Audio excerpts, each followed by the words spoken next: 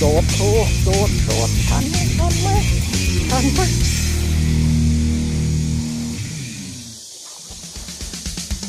ไอ้ปีใหม่ไม้เดียวรู้เรื่อง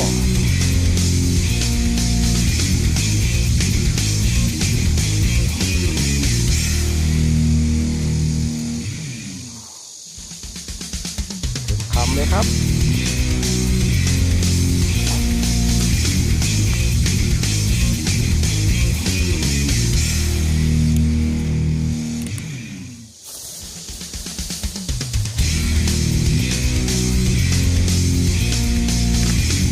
ทุนหลังเตาครับผม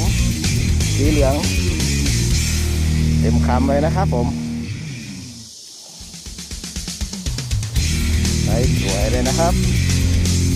น่าจะเกือบโลแล้วนะครับตัวนี้เต็มคำเลยครับสนใจติดต่อสอบถามได้นะครับผมยางเรียกพี่ครับรุ่นหลังเต่านะครับตัวนี้สีเหลืองสุดยอดเลยครับ